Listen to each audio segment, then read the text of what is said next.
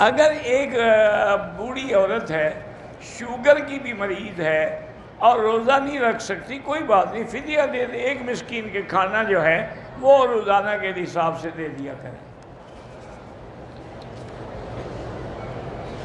دعا میں وسیلے کے بغیر دعا مانگا کریں، جو اللہ کا حکم ہے کہ ادعونی، مجھے پکارو، اذا سألک عبادی انی فانی قریب اجیب دعوت الداع اذا دعان۔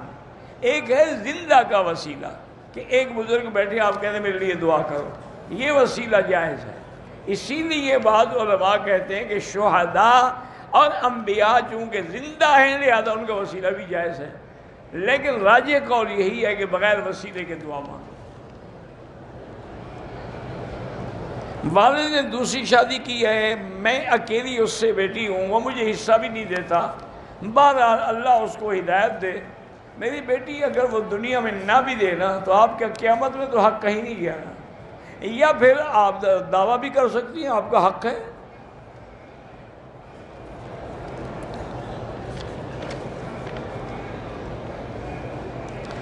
عمرے والے کو حاجی کہنا درست نہیں ہے۔ عمرہ یا حج سے واپسی پہ اگر دعوت کھلائیں کسی کو، انتظام، کوئی بات نہیں، ایک استقبال ہے۔ ایک قطرہ پر گلاس زمزم میں پانی میں ملا دیں، وہ پانی ہی رہے گا، زمزم نہیں بنے گا۔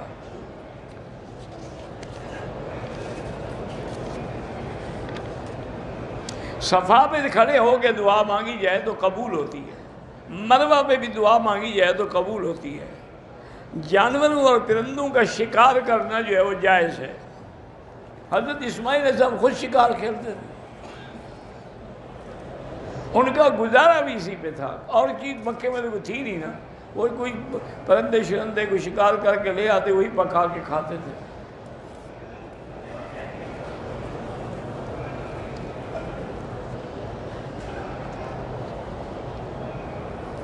پیشاب یا کپڑے ناپاک ہوتے ہیں، اس کو معجون سپاری پتہ نہیں کیا ہے، دماغ کے لیے خمیرہ گازبان امبری دیں،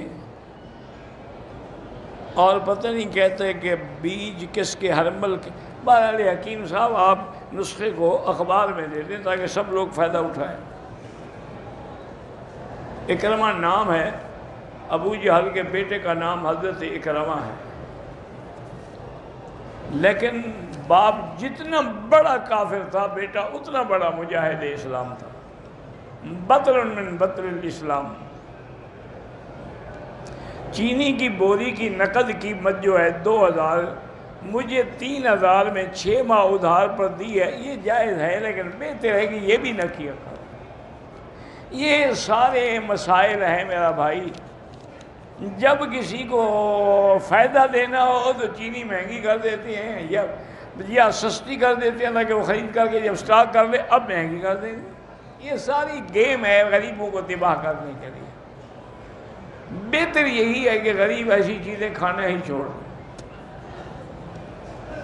بھئی چینی نہ کھاؤ تو بندہ مر تو نہیں جائے گا، اور چینی نہ کھانے سے تمہاری صحت کو فائدہ ہوگا، نقصان تو نہیں ہوگا۔ یہ چینی میں کیمیکل ہے، اسی سے تو ساری شوگر پیدا ہوتی ہے۔ اس کے بجائے گڑ کھا لیا کرو، لیکن وہ گڑ جو کیمیکل سے نہ بنا ہو۔ ایک دن پتہ نہیں میں شاید درس میں کہہ بیٹھا، اللہ میرے ان سب دوستوں کو جزائے خیر دے، اتنا گڑ انہوں نے بھیجا ہے، ہر طرف سے گڑ کے پیکٹ آ رہے ہیں۔ اب میں نے اس کا حل سوچا کہ واپس کروں تو گناہ ہوگا، تو میں بھی الحمدللہ یہی کرتا ہوں، جیسے آتا ہے دوسرے کو دے دوں، جیسے آیا کسی اور کے گھر بھجوا دیا، چلو بھی لوگ تو فائدہ اٹھائیں۔ تو اس لیے اب یہ بھی ضروری نہیں ہے نا۔ میری بیوی میرے بھتیجے سے حیا اور بدکاریاں فون پہ باتیں کرتی ہے، جسمانی تعلقات نہیں ہیں۔ جسمانی تعلقات نہ بھی ہوں تو کسی سے باتیں کیوں کرے؟ آپ سمجھائیں، ورنہ ایسی عورت کو چھوڑ دیں۔ کھانسی اور بخار کے لیے جو ڈاکٹر سیرپ دیتے ہیں اس میں الکحل کی آمیزش ہوتی ہے، تو کوئی دوا کے طور پر تو استعمال جائز ہے۔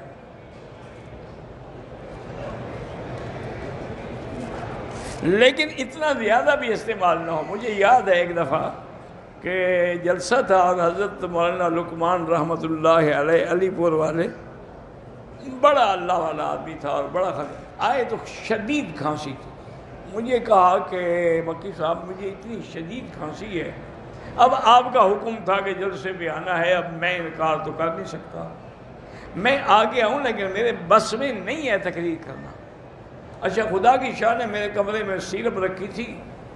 اس زمانے میں ایک سیرپ آتی تھی کوڈین کے نام سے، کوڈین خود نشے والی چیز ہے. تو میں نے ان کو دی، میں نے کہا مولوی صاحب اس سے ایک چائے والا چمچہ جو ہے نا وہ بھر کے پی لو، پھر رات کو ایک اتنا چمچہ پھر پی لینا. انہوں نے کہا ٹھیک ہے. میں چلا گیا، مہمان تھے، ان نے جو چکھی نا تو خوشبو اور میٹھا لگا اور اچھی لگی، وہ آدھی بوتل پی گئے. میں واپس آیا تو حضرت صاحب تو بے ہوش پڑے ہوئے ہیں. میں نے خیر نہیں جگایا، پھر شاہ میں بھی نہیں جگایا، پھر لیٹ جگایا. جب ان کی تقریر کا وقت آیا بڑی مشکل سے اٹھا، کہنے کا مکی صاحب وہ ایک حل ہے، میری کرسی کے پیچھے ایک بندہ بٹھائیں جو مجھے چونٹی مارتا رہے. مجھے تو نیند آ جائے گی، میں کیا تقریر کروں گا. تو اتنا بھی نہ پیا کریں. میرے کہنے کا مقصد یہ ہے، دیکھو نا زیادہ لسی بھی پی لو تو نشہ ہو جاتا ہے، حالانکہ لسی میں بھی نشہ ہے. لیکن اگر آپ لسی خالص لسی ہو، یہ بازار والی نہ ہو، اس سے تو انشاءاللہ بیماریاں ہی پیدا ہوں گی، شفا نہیں ہوگی. میں سنی ہوں، شیعہ لڑکی سے نکاح کر سکتا ہوں. سنی لڑکیاں سب مر گئی ہیں کہ تم شیعہ سے کرنا چاہتے ہو. خدا کے بندے، اللہ کی توبہ کرو، یا اس کو کہو کہ اپنے سنی ہونے کا اعلان کرے.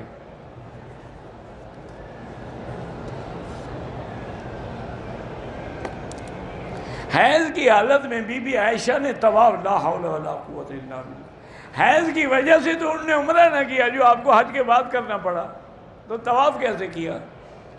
نہ سمجھتے ہیں نہ سنتے ہیں، بس کہتے حدیث پڑھ لی ہے ہم نے. حضور کا نام آئے انگوٹھے چومنا بدعت ہے. میں نے عمرہ کیا، غلطی سے احرام اتار کے شلوار قمیض پہنا، پھر مڈوائے بال، 6-7 گھنٹے کے بعد دم پڑ گئی. ہر طواف کے بعد 2 رکعت واجب ہے. میری والدہ کے ہاتھ سن ہو جاتے ہیں، اللہ شفا عطا فرمائے، وہی فاتحہ پڑھ کے پلائیں. نماز جنازہ میں سلام پھیرا جاتا ہے، ٹھیک ہے، آپ ہاتھ باندھ کے کھڑے، جب سلام ہو جائے پھر ہاتھ چھوڑیں گے.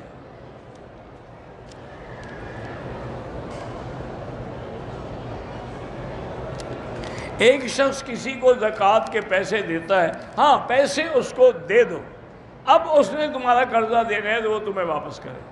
یہ نہیں کہ تم قرضے میں زکوٰۃ کاٹ لو.